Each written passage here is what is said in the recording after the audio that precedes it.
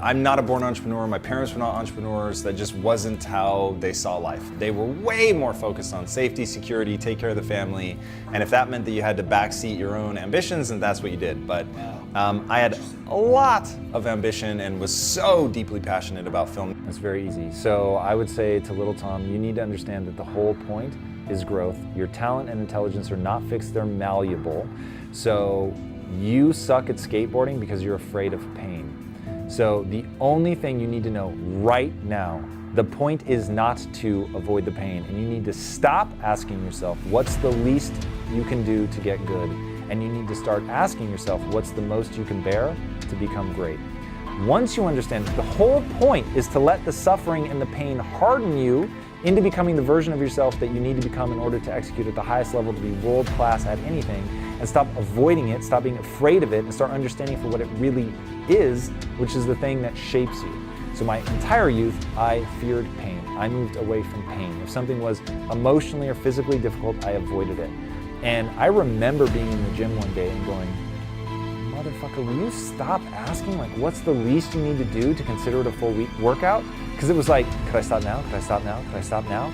And I was like, do you want the muscles, or do you want to like put on a show that you showed up, like you showed up, right? Like, because the muscles demand what the muscles demand. Like, you have to break them down, you have to push, you have to do more. Like, so it is purely a question of how much you're willing to bear, because there's never going to be enough. You could have always done more.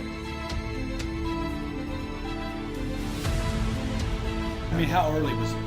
I knew I wanted to be a filmmaker at 12. USC Film School statistically is harder to get into than Harvard Law. Statistically, I'm not saying you have to be smarter, just the number of people that apply that get accepted. So it's very, very hard to get in. Getting to film school, doing well, my first couple films get the attention of some of the other students in class, and so in your class, only 4 people get to direct a thesis film in your senior year. So I felt like I'm either a good filmmaker by birth or I'm not. And so up until my senior thesis film, everything was telling me, you're a talented filmmaker. And my senior thesis film told me a very different story, and it said, you're a terrible filmmaker. But the human animal has become the apex predator for one reason and one reason only. We adapt better than any other species. The human animal is an adaptation machine that what makes us great is our ability to put ourselves under stress and then physically and mentally adapt to that.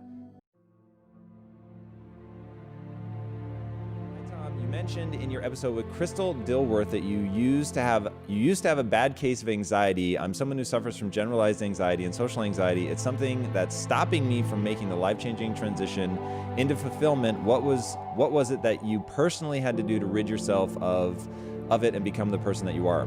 So first, I will say that I haven't rid myself of anxiety. That is something that I still struggle with on a pretty much daily basis.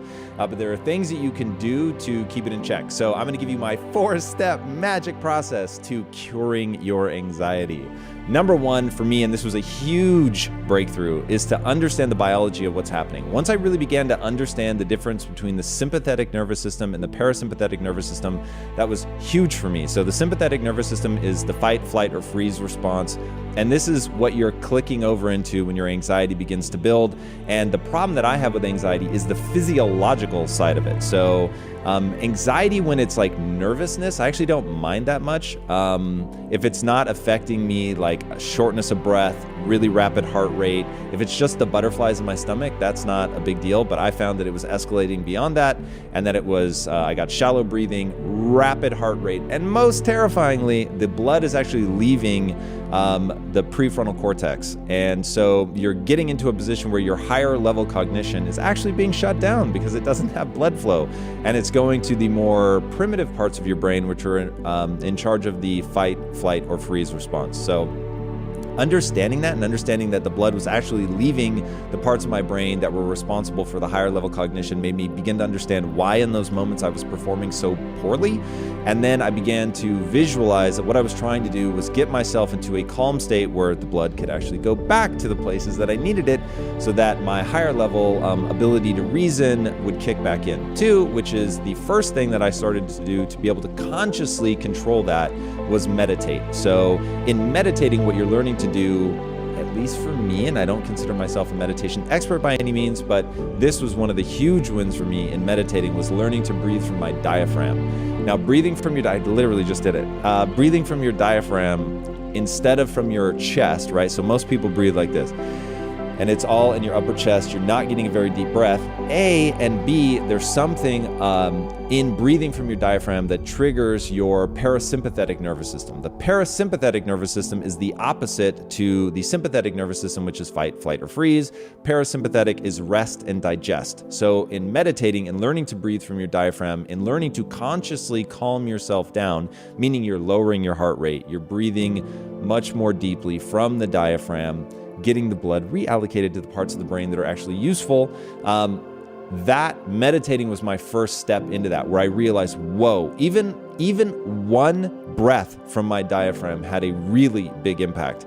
And so I realized, no matter how stressed out I am, no matter how much I'm freaking out about something, it becomes merely a question of duration of diaphragm breathing or meditative breathing for me to get calm again. And so the hard part for me was psychologically being willing to do that when I was in like a business meeting or something, because people want to know what the hell you're doing, why you're breathing so strangely.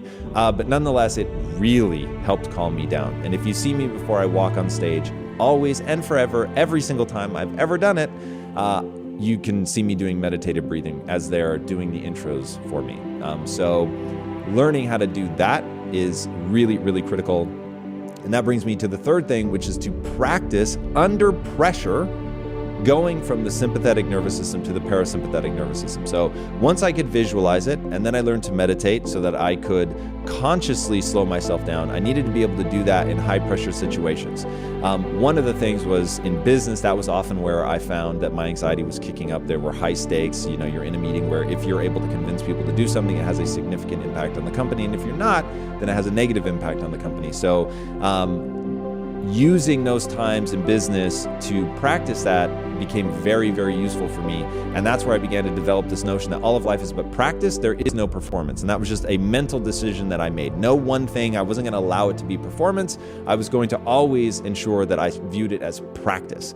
And then the other thing that I've used is video games. So first-person shooters tend to put you in very stressful situations where it feels like there's stakes, but there's really no stakes. And it doesn't matter if you're breathing funny to calm yourself down.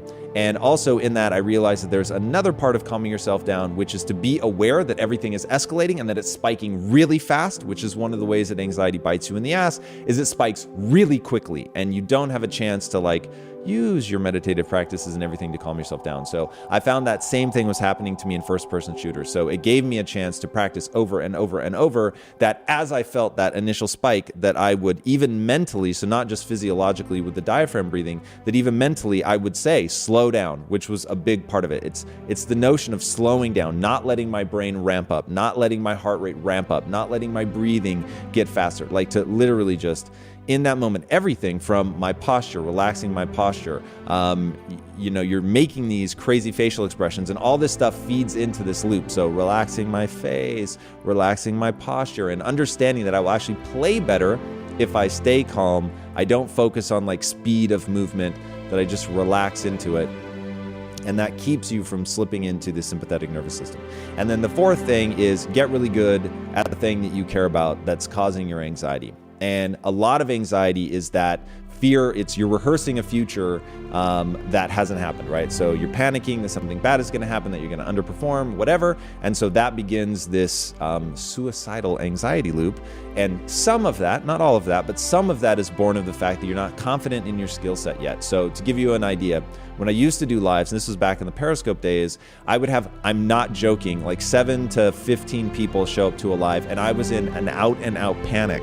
And because I wasn't confident in my ability to do this. And so doing it over and over and over and over, you just start getting confident. And that confidence and that exposure to it, immersion therapy, if you will, doing it over and over with the mentality of practicing, knowing how to diaphragm breathe, all of that, you just literally practice going through that and getting good at it. And that feeds into your confidence then feeds back into the loop that cancels out the anxiety. So there it is. Those are my 4 steps to curing your anxiety. Curing's a bit of a